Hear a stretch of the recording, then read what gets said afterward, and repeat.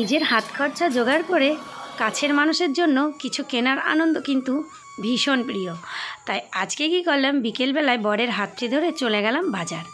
কিছুদিন আগে যখন বাবার বাড়ি গেছিলাম, বাবার ঘড়িটা একটু খারাপ হয়ে গেছিল, তাই মনে মনে ভাবলাম বাবার জন্য একটা ঘড়ি কিনে নিই। তাই চলে আসলাম দোকানে, রামপুরহাটেই। আর এই ঘড়িটা আমি আমার বাবার জন্য পছন্দ করেছি। ওনার বয়স হয়েছে, তার জন্য একটু অন্য ধরনের নিলাম, বেশ চৌকো রকমের। তারপরে ভাবলাম বরের জন্যও একটা নিয়ে নিই, সেও খুশি হয়ে যাবে। তা উনি একটা পরে দেখছেন, ঠিক অতটাও ভালো লাগছে না। এর জন্য আমার আবার এটা পছন্দ হলো না। পাশে যে ঘড়িটা রাখা আছে সেটা কিন্তু আমার আবার ভীষণ পছন্দ হয়েছে। এই যে এটা, আমি আবার বারবার করে এটা আগিয়ে দিচ্ছিলাম, এটা নাও, এটা নাও, এটা নাও। তা বাস শেষমেশ এটাও একবার পরে চেক করে দেখছে কেমন লাগছে। এরপর এই ঘড়ি কিনে আরও বাজারের ছোটোখাটো কাজ আছে।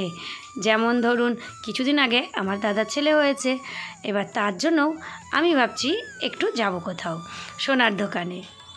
তা বাস এই ঘড়িটা পরে বেশ ভালো লাগছে, তো ফাইনাল করে নিলাম এই দুটো ঘড়ি। তা ঘড়ি দুটো কেমন হলো অবশ্যই কিন্তু কমেন্টে জানাবেন। একদম রেডি। এবার আমরা চললুম অন্য দোকানে।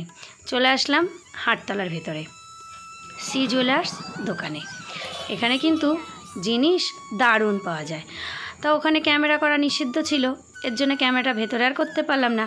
তবে এটাও সিক্রেট থাক, পরের ভিডিওতে অবশ্যই দেখাবো কি কিনা হলো দাদার ছেলের জন্য। চলে আসলাম আইসক্রিমের দোকানে, আইসক্রিম খেয়ে সোজা বাড়ি। তো কেমন লাগলো অবশ্যই কমেন্টে জানাবেন। Bye bye.